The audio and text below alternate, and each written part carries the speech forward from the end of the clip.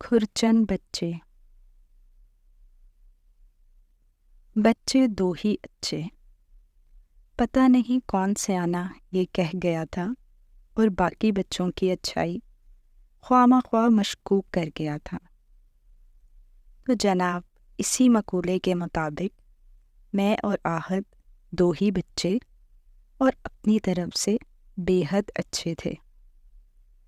ताया के 3 बेटे थे, चचा का भी एक बेटा था और अब्बू लोग भी 3 भाई थे।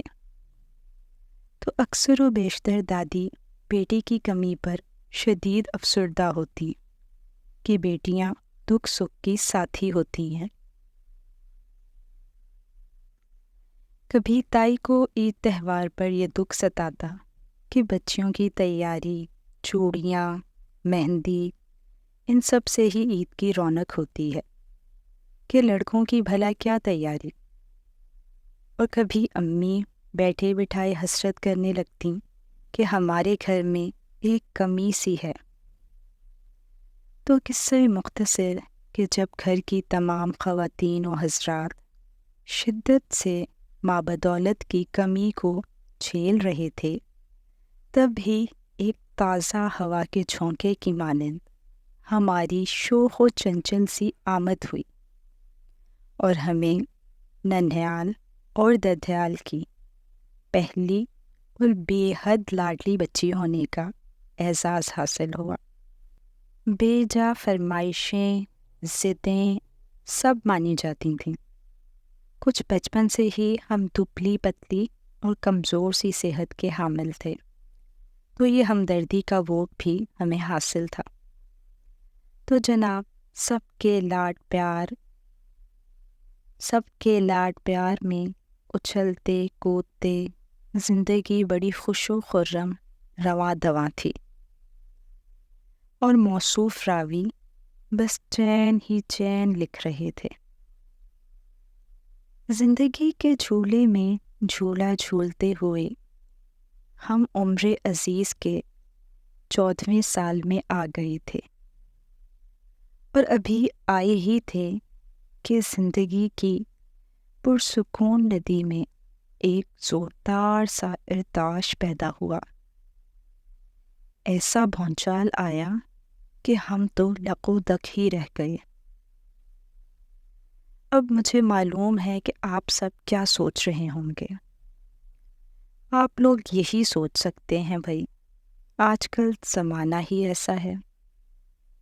क्या पिद्दी और क्या पिद्दी का शोरबा, हर पिद्दा और पिद्दी और हर टिड्डा और टिड्डी। जी, समझ तो गए होंगे आप। खैर, आपकी तमाम तर सोचें 100% गलत साबित हुई हैं, क्योंकि हमारी ज़िंदगी में किसी खूबरू, नटखट और बांके सजीले से हीरो की आमद बिल्कुल भी नहीं हुई, बल्कि फिल्मों और ड्रामों की तरह हम पर जोर से बिजली चमकी। हमारे घर एक टिड्डी पिद्दी सी बहन की आमद हुई। मेरे लिए ये बड़ा ही दिल खराश सा वाक़या था। हैरत, शर्मिंदगी और बेयकीनी, इस किस्म के कई जज्बात बेदार हुए और मैं तो वैसे भी बचपन से ही सबकी लाडली थी, इसलिए ये न्यू एंट्री मुझे बिल्कुल भी पसंद नहीं आई। खैर, 2 दिन की छुट्टी के बाद जब स्कूल पहुंची और टीचर ने छुट्टी करने की वजह दरियाफ्त की, अभी मैं खड़े होकर एक झूठी कहानी दिमाग में तरतीब दे ही रही थी कि मेरी एक क्लास फेलो, जो कि हमारी गली में ही रहती थी, दांत निकालते हुए बोली, टीचर, सारा के घर बहन पैदा हुई है, इसलिए इसने छुट्टी की थी। उसका जवाब सुनकर टीचर हैरत के समंदर में गौताज़न हो गईं। اور پوری کلاس میں دبی دبی سی ہنسی کی آواز گونجنے لگی۔ میرا غصے کے مارے برا حال تھا اور میرا بس نہیں چل رہا تھا کہ میں اس خبیث کا گلا گھونٹ دوں۔ خیر، میں بس شرمندہ شرمندہ سی واپس بیٹھ گئی۔ سارا دن اسکول میں بے حد برا گزرا۔ کوئی ہنس رہا تھا اور کوئی مبارکباد دے رہا تھا، اور کوئی مجھے ایسے دیکھ رہا تھا جیسے 14 سال کی عمر میں میرے گھر منی آ گئی ہے۔ گھر آئی تو میرا بس نہیں چل رہا تھا کہ اس ٹڈی کو اٹھا کر باہر پھینک دوں۔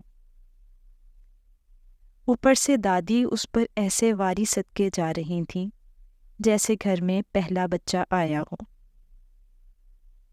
دیکھو تو ذرا، اتنے سالوں بعد اللہ نے کتنا پیارا سا کھلونا دیا ہے۔ دادی اس کے ماتھے پر پیار کرتے ہوئے بولی، میرا کھرچن بچہ۔ میں نے حیرت سے دادی کی طرف دیکھا۔ کھرچن بچہ؟ وہ کیا ہوتا ہے دادی؟ بھائی اللہ بخشے، میری اماں مرحومہ ایسے دیر کے بچوں کو کھرچن بچہ کہا کرتی تھی۔ پاس ہی تائی بھی کھڑی تھیں، وہ بھی ہنسنے لگیں۔ ویسے کچھ سمجھ نہیں آئی اماں اس بات کی۔ بھائی دیکھو، جیسے چاولوں کے دیگچے کے آخر میں کھرچن رہ جاتی ہے، اسی طرح ایک طویل عرصے کی خاموشی کے بعد جب بالکل آخر میں کوئی ایسا ننھا منا سا کھلونا آتا ہے تو اسے کھرچن بچہ ہی کہتے تھے ہمارے زمانے میں۔ دادی مسکراتے ہوئے بولیں، بھائی ہمارے وقتوں میں تو 10-12 بچے بہت عام سی بات ہوتی تھی۔ بچوں کی شادیاں بھی چھوٹی عمروں میں کر دیتے تھے، اپنے بھی بچے ہوتے رہتے اور ساتھ ساتھ بچوں کے بچے بھی کھلاتے تھے۔ اکثر شروع اور آخر کے بچے میں فرق بھی زیادہ ہوتا تھا۔ اماں ابا بس بڑھاپے کے آس پاس ہوتے اور بڑے بہن بھائی جوانی کے آس پاس۔ اس وقت تک سب شوق ارمان پورے ہو گئے ہوتے اور اماں ابا بھی بے ہمت ہو گئے ہوتے۔ تائی اب باقاعدہ زور زور سے ہنسنے لگی۔ اماں آپ نے ویسے کیا ہی کمال روشنی ڈالی ہے، مگر اس ساری تفصیلات پر مجھے کوئی ہنسی نہیں آئی، بلکہ یہ خیال پیدا ہوا کہ کھرچن بچے مطلب ایکسٹرا ٹائپ بیکار بچے۔ لیکن میں اپنی گڑیا کے سارے چاؤ پورے کروں گی۔